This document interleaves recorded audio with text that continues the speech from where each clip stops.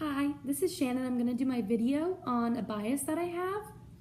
And I gotta admit, at first this stumped me because I couldn't really think of a bias that I had. But after watching the lectures and listening to the videos that you provided, I started to think that I think I have a bias on obese individuals.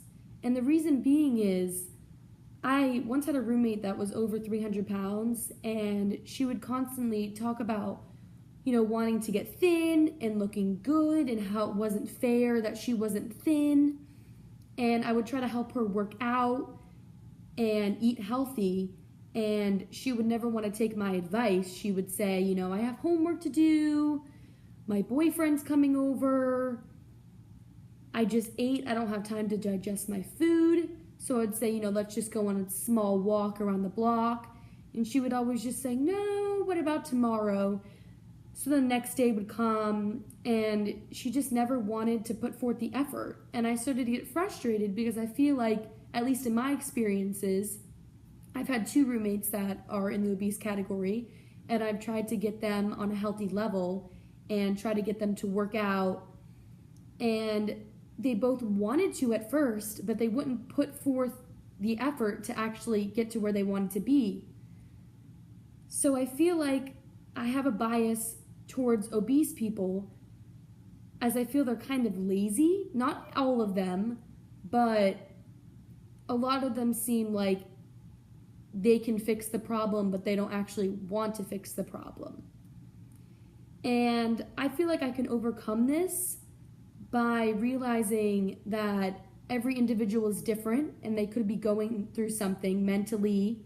I talked to my one roommate about it, and she said that she was going through a lot of issues with her family, and her mom was very sick and was anorexic and wasn't eating and may eventually die, and she was very sad about this, so this caused her to eat a lot of food.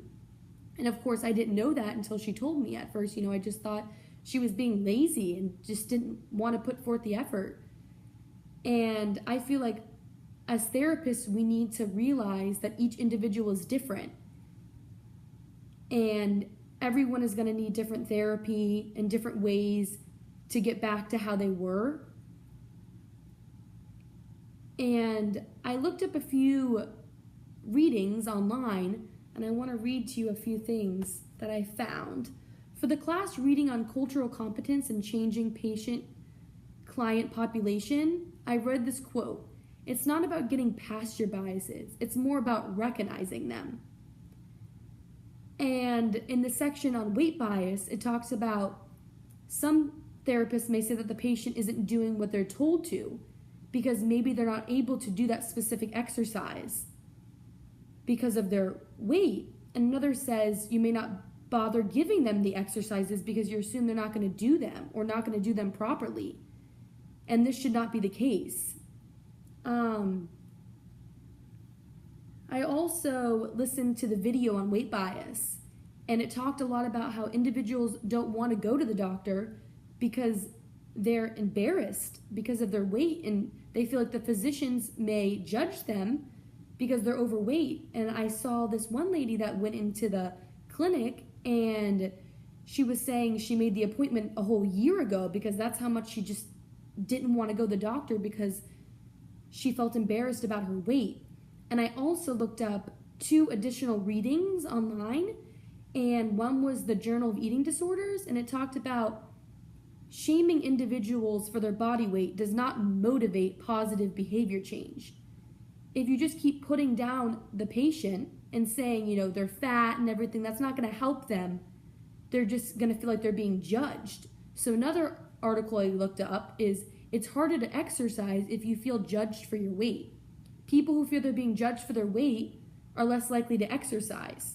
So we as therapists need to let our patients know that we are trustworthy individuals, and we will help them regardless of their race, regardless of their weight, their gender. We need to treat them all as individuals, and we will help each and every one of them get the best care that they need.